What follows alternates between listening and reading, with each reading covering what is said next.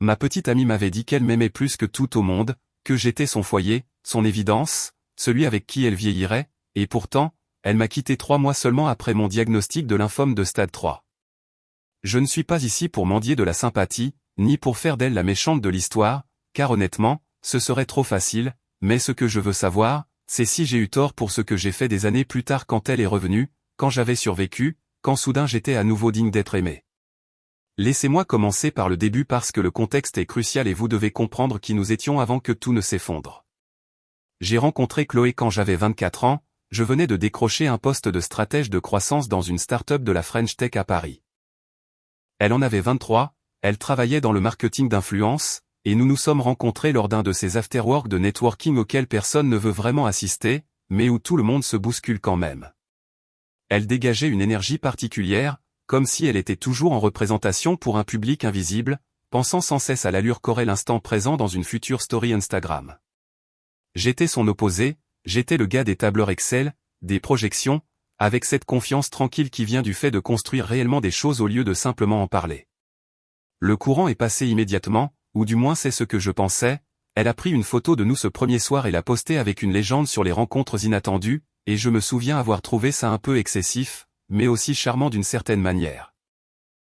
En l'espace de 3 mois, nous vivions ensemble dans mon appartement du Marais, et en 6 mois, elle parlait déjà de mariage, d'enfants, du pack complet. Avec le recul, je réalise que nous parlions 2 langues totalement différentes. Quand Chloé parlait de notre avenir, elle parlait d'esthétique, d'une version de nous qui présentait bien, qui collait à une narration. Quand je parlais de notre avenir, je parlais de plan d'épargne, de savoir quelle carrière serait prioritaire à quel moment, de ce que nous ferions si l'un de nous tombait malade. J'ai d'ailleurs abordé le sujet une fois, celui de la maladie, et elle a ri en disant que nous étions trop jeunes pour penser à des trucs pareils. Je n'ai pas insisté, j'avais 25 ans, j'étais en bonne santé et j'étais assez stupide pour croire que planifier une catastrophe revenait à l'empêcher. Le diagnostic est tombé par un après-midi banal d'octobre. Je me sentais fatigué depuis des semaines, je perdais du poids sans essayer, et j'avais cette toux persistante qui ne passait pas. Mon médecin a ordonné des analyses, puis d'autres, et soudain je me suis retrouvé dans un cabinet d'oncologie à m'entendre dire que j'avais un lymphome non-Hodgkinien et qu'il fallait commencer le traitement immédiatement. Le médecin utilisait des mots comme agressif, stade 3 et chimiothérapie. Je restais assis là à hocher la tête comme si je comprenais, mais en réalité je pensais à Chloé, à la façon dont j'allais lui annoncer, à la façon dont cela allait tout changer. Je l'ai appelée depuis le parking et elle est venue me rejoindre tout de suite. Quand je lui ai dit, elle a pleuré plus fort que moi. Elle a pris mon visage entre ses mains et a dit, « Nous allons nous battre ensemble, je te promets que je ne te lâcherai pas, et je l'ai cru de tout mon cœur. » Les premières semaines, elle a été incroyable. Elle venait à chaque rendez-vous, prenait des notes quand j'étais trop accablé pour me concentrer, faisait des recherches sur les régimes alimentaires et les traitements complémentaires. Elle en postait aussi sur les réseaux, pas d'une manière vulgaire, mais avec ce soutien démonstratif où elle partageait des articles sur les taux de survie au cancer avec des légendes sur la force et le courage. Ses amis commentaient avec des cœurs et des prières, et elle répondait à chacun d'entre eux. Je n'aimais pas particulièrement cette exposition publique de ma maladie, mais je me disais qu'elle gérait la situation à sa façon, qu'elle avait besoin de ce système de soutien. Ce que je n'avais pas réalisé alors, c'est qu'elle construisait un récit où elle était la petite amie dévouée restant au chevet de son compagnon malade, et ce genre de récit ne fonctionne que s'il y a un public pour regarder. La chimiothérapie a commencé en novembre, et c'était exactement aussi horrible que ce qu'on raconte. Les nausées, l'épuisement, le goût de métal dans la nourriture, le fait de voir mes cheveux tomber par poignées sous la douche. Mais le pire de tout, c'était de voir Chloé disparaître lentement. Pas physiquement au début.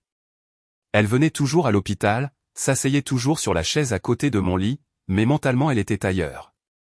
Elle faisait défiler son téléphone pendant que je recevais mes perfusions. Et quand j'essayais de lui parler de ma peur, elle disait, « Je sais, mon cœur. » Moi aussi, mais d'une voix lointaine, comme si elle lisait les répliques d'un scénario. Les publications sur ma maladie ont cessé vers la 3e semaine de traitement. Quand je lui ai demandé pourquoi, elle a dit, « J'ai juste besoin d'intimité en ce moment, c'est vraiment dur pour moi. » Et je ne savais pas comment lui dire que c'était plus dur pour moi sans paraître égoïste. En décembre, elle ne venait plus qu'à la moitié de mes rendez-vous. Elle avait toujours une excuse. Le travail était prenant, elle ne se sentait pas bien, elle devait prendre soin de sa santé mentale. Cette dernière excuse m'a le plus troublé parce que qu'étais-je censé répondre à ça? Que sa santé mentale était moins importante que mon cancer littéral? Je n'étais pas ce genre de personne. Alors j'ai juste dit que je comprenais et j'ai essayé de ne pas penser au fait que j'affrontais la chose la plus terrifiante de ma vie essentiellement seul. Mes parents vivaient dans le sud, à Marseille, et ne pouvaient pas monter plus d'une fois par mois. Mon frère était en mission militaire à l'étranger, donc c'était censé être Chloé et moi contre le reste du monde. Sauf que de plus en plus, c'était juste moi. Le point de rupture est arrivé début janvier dans un café près de mon appartement. Je venais de terminer ma pire séance de chimio. Je pouvais à peine garder une gorgée d'eau et Chloé m'avait demandé de la voir pour parler. Je savais ce qui allait arriver avant même qu'elle n'ouvre la bouche. Je le voyais dans sa façon de fuir mon regard, dans le fait qu'elle pleurait déjà avant que la conversation ne commence. Elle a dit « Je n'en peux plus, Mathieu. Je n'y arrive plus. » Et je lui ai demandé ce qu'elle voulait dire, même si je le savais. Elle a dit qu'elle n'était pas prête à être une infirmière, qu'elle était trop jeune pour passer sa vie dans les hôpitaux, qu'elle méritait de vivre vraiment au lieu de regarder quelqu'un mourir. C'est cette dernière partie qui m'a achevé, cette certitude désinvolte que j'étais en train de mourir, comme si c'était déjà décidé. Je n'ai pas crié. Je n'ai pas pleuré. Je suis juste resté assis là et je l'ai laissé dire tout ce qu'elle avait sur le cœur. Je pense qu'elle voulait que je me batte pour nous, que je la supplie de rester, parce que quand je ne l'ai pas fait, elle a eu l'air presque offensée. Elle a dit « Dis quelque chose ». Et j'ai répondu « J'espère que tu trouveras ce que tu cherches ». Et c'était tout. Elle a bloqué mon numéro ce soir-là, m'a bloqué sur toutes les plateformes sociales, a bloqué ma famille quand ma mère a essayé de la joindre. C'était comme si j'étais déjà mort et qu'elle tournait simplement la page. J'ai appris plus tard par un ami commun qu'elle avait posté quelque chose sur le fait de se choisir soi-même, de poser des limites et de guérir de relations toxiques, et les gens la soutenaient comme si elle était la victime dans tout ça.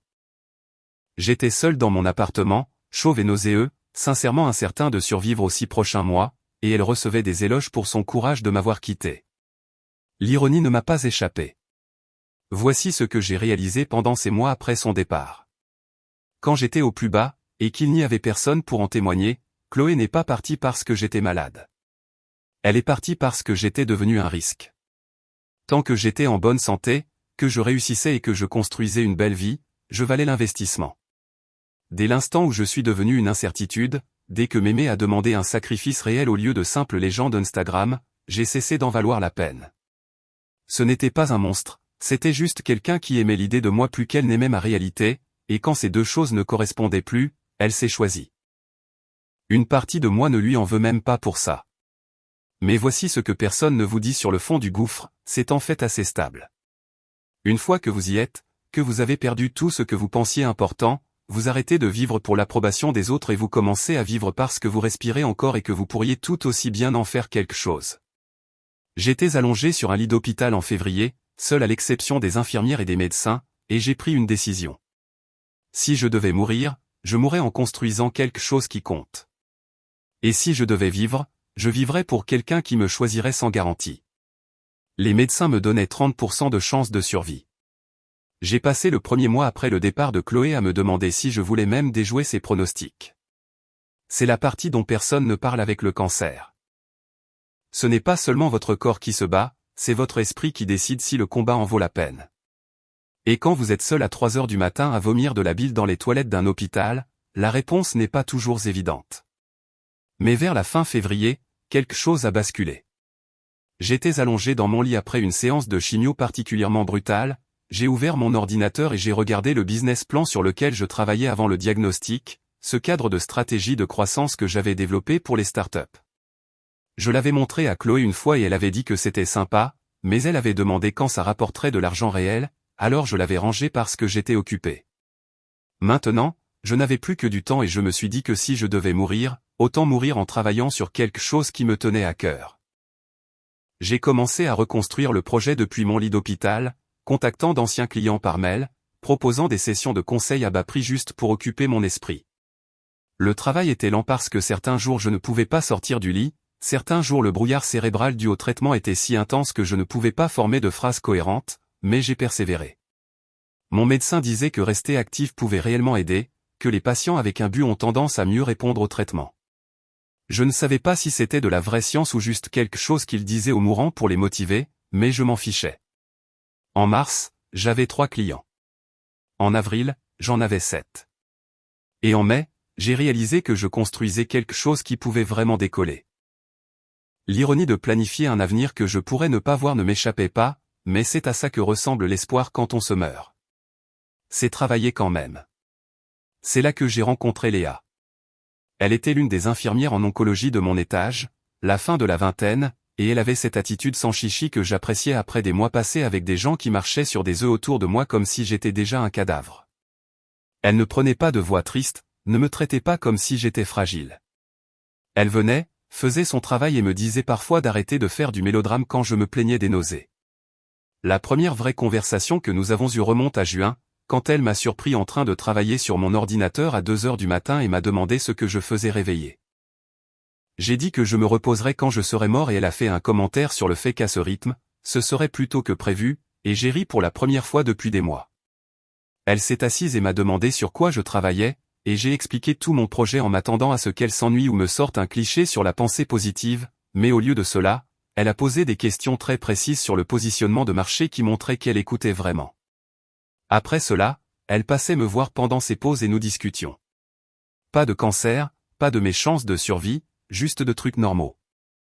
Elle m'a parlé de sa colocataire cauchemardesque qui adoptait des chats sans demander, de sa famille à Nantes, du fait qu'elle voulait être infirmière en pédiatrie mais qu'elle ne supportait pas de voir des enfants malades, alors elle avait choisi l'oncologie parce qu'au moins les adultes comprenaient ce qui leur arrivait. Je lui ai parlé de mon travail, de Paris, de tout sauf de Chloé parce qu'il n'y avait rien à dire. Ces conversations sont devenues une routine. Dès que Léa était de garde, elle trouvait 20 minutes pour s'asseoir et être normale avec moi. J'ai commencé à attendre ce moment plus que je ne voulais l'admettre. Elle ne posait jamais de questions sur ma vie personnelle, ne forçait rien. Il y avait quelque chose d'incroyablement libérateur à être avec quelqu'un qui ne connaissait que la version malade de moi, qui n'avait pas la version d'avant pour comparer.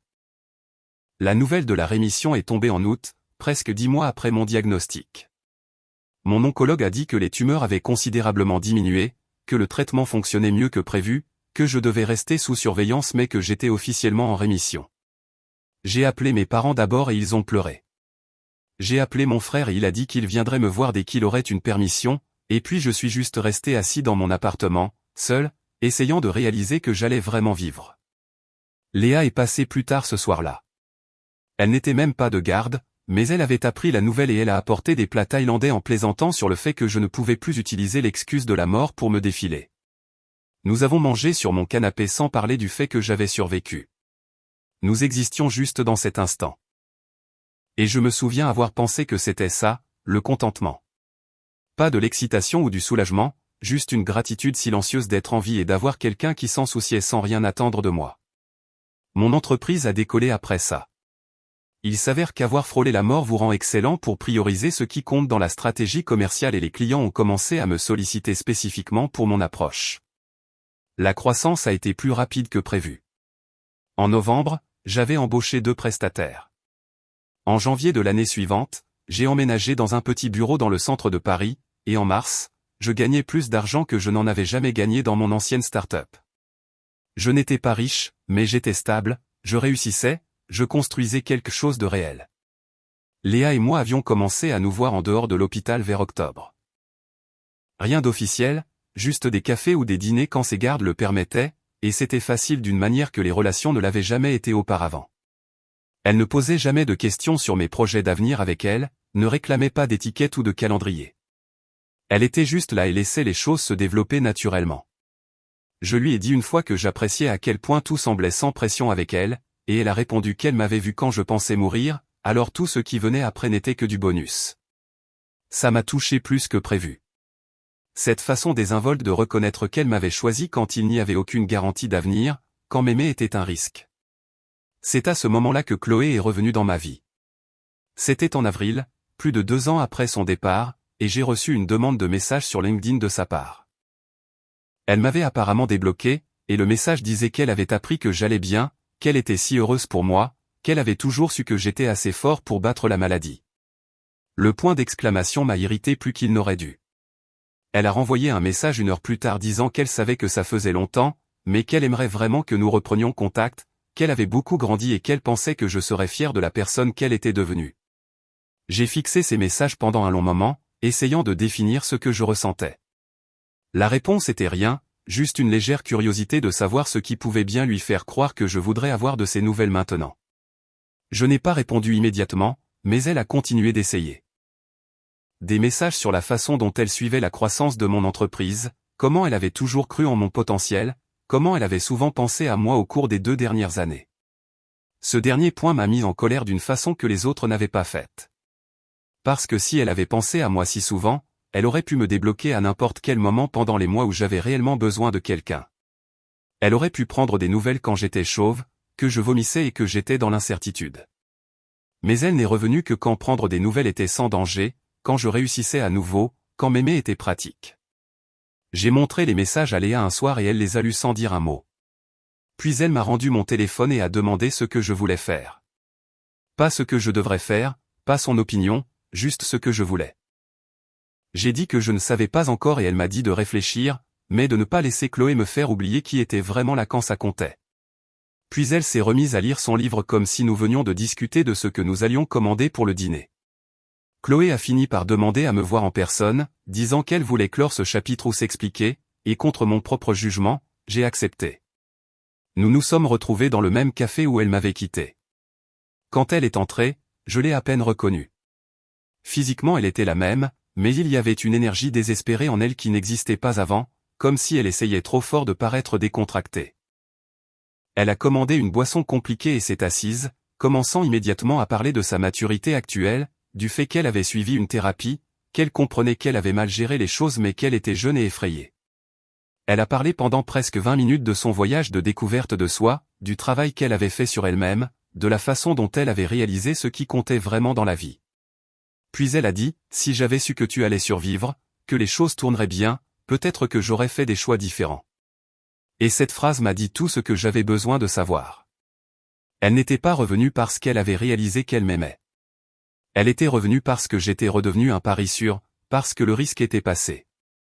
Et soudain, je valais à nouveau l'investissement. Je l'ai laissé continuer à parler, à s'expliquer et à rationaliser. Et quand elle s'est enfin arrêtée et m'a regardé avec attente, j'ai réalisé qu'elle pensait que ça marchait, qu'elle pensait que j'allais la reprendre. Elle a tendu la main vers la mienne sur la table et a dit, « Je n'ai jamais cessé de tenir à toi, Mathieu.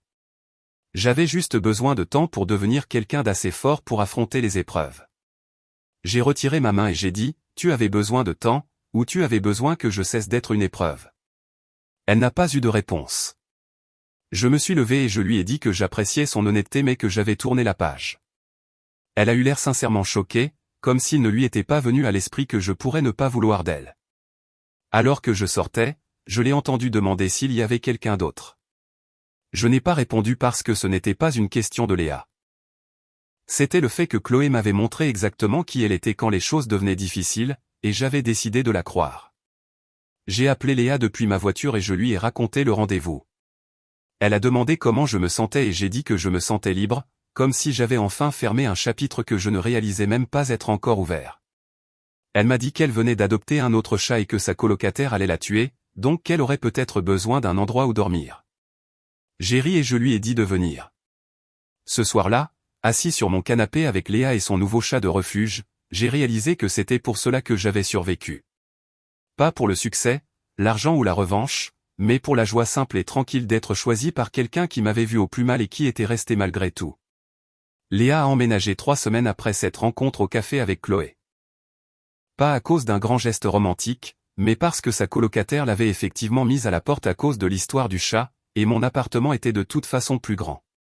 C'était naturel, comme les bonnes choses le sont quand elles ne sont pas forcées. Je me souviens avoir pensé à quel point c'était différent de la vie avec Chloé. Il n'y avait aucune mise en scène. Pas besoin de se consulter avant de poster des photos. Aucun récit que nous essayions de vendre au monde. Léa existait simplement dans mon espace comme si elle y avait toujours été, laissant ses blouses d'infirmière sur le sol de la salle de bain et me piquant mon café le matin. C'était banal et parfait d'une manière que j'ignorais possible dans une relation. Chloé n'a pas arrêté d'essayer après ce premier rendez-vous. Elle a commencé à m'envoyer des SMS depuis un nouveau numéro que je n'avais pas bloqué, toujours tard le soir, toujours quand elle avait probablement bu et qu'elle se sentait nostalgique d'une version de nous qui n'avait jamais vraiment existé. Les messages étaient longs et décousus, sur le fait qu'elle avait fait une erreur, qu'elle était trop immature pour gérer la situation correctement, que si je lui donnais une seconde chance, elle pourrait prouver qu'elle était différente maintenant. Elle envoyait des articles sur le pardon et les deuxièmes chances, citait des podcasts sur le fait que les gens méritent de la bienveillance pour leurs pires moments. Elle m'a dit qu'elle voyait un thérapeute qui l'aidait à comprendre qu'elle gérait son propre traumatisme quand elle m'avait quitté.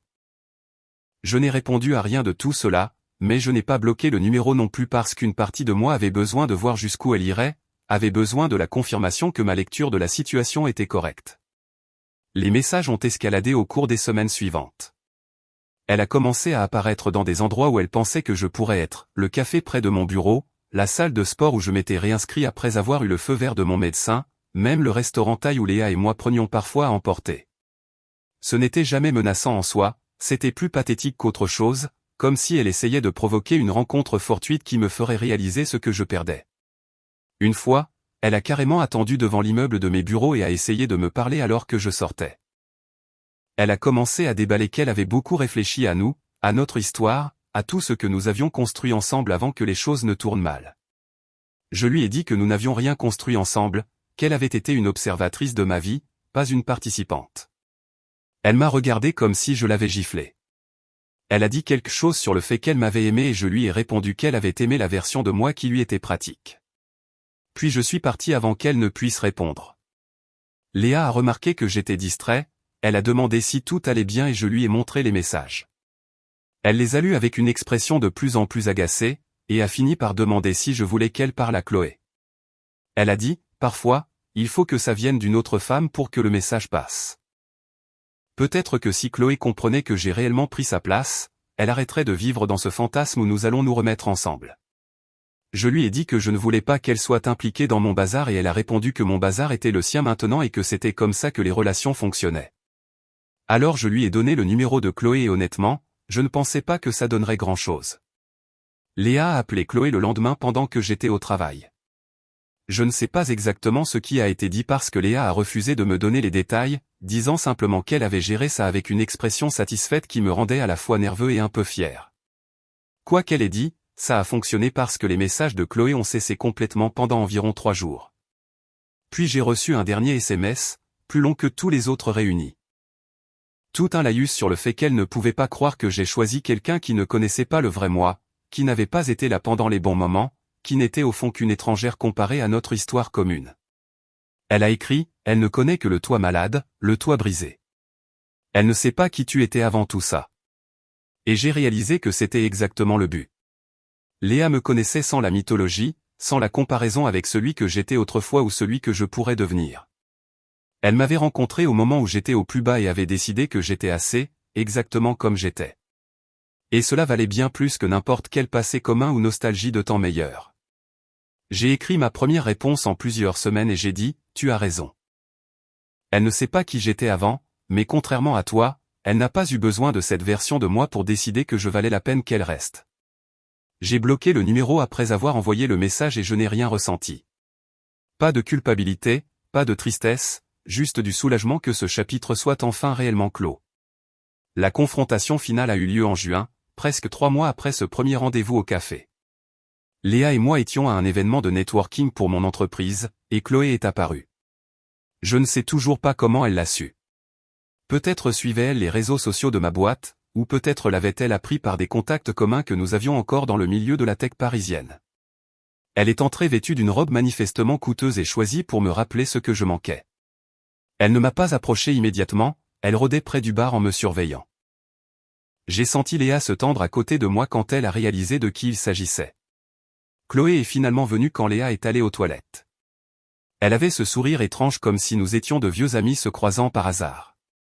Elle a dit qu'elle voyait que mon entreprise marchait bien, qu'elle n'était pas surprise parce qu'elle avait toujours su que j'avais du potentiel. Je n'ai rien dit, attendant juste qu'elle vienne au fait, et elle a commencé à raconter qu'elle avait fait une erreur et qu'elle pensait que je le savais.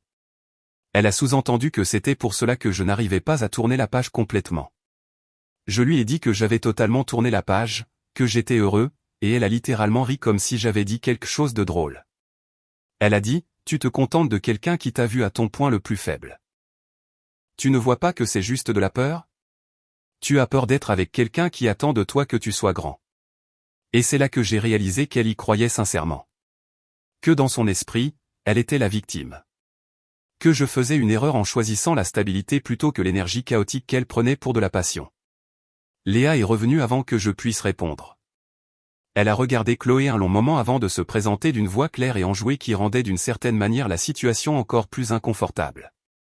Elle a dit qu'elle avait beaucoup entendu parler de Chloé, que ça devait être difficile de me voir réussir sans elle, qu'elle espérait que Chloé trouverait ce qu'elle cherchait. Il n'y avait rien d'ouvertement méchant dans ce que Léa a dit, mais le sous-entendu était limpide et Chloé est juste restée là, nous regardant l'un après l'autre avant de dire quelque chose sur le fait que nous ne savions pas ce qu'elle et moi avions vécu ensemble, puis elle est partie. Nous l'avons regardée s'en aller et Léa s'est tournée vers moi en demandant si elle avait dépassé les bornes. Je l'ai embrassée là, au milieu de mon événement, devant tout le monde. C'était la dernière fois que je voyais Chloé. J'ai appris par des amis qu'elle avait déménagé à Lyon quelques mois plus tard, pour un nouveau job et une envie de nouveau départ. J'espère sincèrement qu'elle a trouvé ce qu'elle cherchait. Pas parce que je lui ai pardonné ou parce que je pense que nous pourrions un jour être amis, mais parce que garder de la colère signifierait qu'elle compte encore, et ce n'est pas le cas. Ce qui importait, c'était la femme qui m'avait choisi sans garantie, qui m'avait vu au plus bas et avait décidé de rester, qui n'avait pas besoin que je sois un succès, en bonne santé ou impressionnant pour penser que je valais son temps. 2 ans plus tard, je n'ai plus de cancer, mon entreprise prospère et Léa et moi nous sommes fiancés le mois dernier. Parfois je pense à ce qui se serait passé si Chloé était restée, si elle avait été assez forte pour gérer les moments difficiles, et je réalise que nous aurions fini par rompre de toute façon parce que nous étions fondamentalement incompatibles. Elle avait besoin de quelqu'un qui présente bien dans son récit, et j'avais besoin de quelqu'un qui reste quand le récit devient laid. On me demande parfois si je m'en veux de ne pas avoir donné une autre chance à Chloé, si je pense avoir été trop dur ou rancunier. La réponse est non. Et voici pourquoi, le pardon ne signifie pas rouvrir des portes qui se sont fermées pour de bonnes raisons. Chloé m'a montré exactement qui elle était quand la vie est devenue difficile. Quand Mémé demandait un sacrifice réel au lieu de simples photos et rendez-vous galants. Elle a fait son choix et je l'ai respecté assez pour ne pas prétendre que ça n'était pas arrivé juste parce que les circonstances avaient changé. J'ai survécu au cancer, j'ai bâti une entreprise prospère et j'ai trouvé quelqu'un qui m'a choisi sans avoir besoin de preuves que je serais un bon investissement. Chloé a voulu revenir quand le risque avait disparu, quand j'étais à nouveau en sécurité. Et ça, ce n'est pas de l'amour. C'est juste de l'opportunisme déguisé en langage de thérapie et en rhétorique de deuxième chance. Alors, suis-je le fautif pour ne pas avoir repris mon ex-petite amie qui m'a quitté quand je mourais, mais qui a voulu revenir quand j'ai survécu et que j'ai réussi? Peut-être que certains le pensent. Peut-être croient-ils que tout le monde mérite le pardon et une seconde chance, et que s'accrocher au passé est mesquin. Mais je ne m'accroche pas au passé, je protège mon avenir. La femme avec qui je construis cet avenir l'a mérité en étant présente quand il n'y avait aucune garantie. Et je ne vais pas lui manquer de respect en accordant de l'importance à quelqu'un qui n'est apparu que lorsque le résultat était certain. Certaines portes se ferment pour de bonnes raisons, et vous vous déshonorez vous-même ainsi que la personne qui est restée en les ouvrant à nouveau.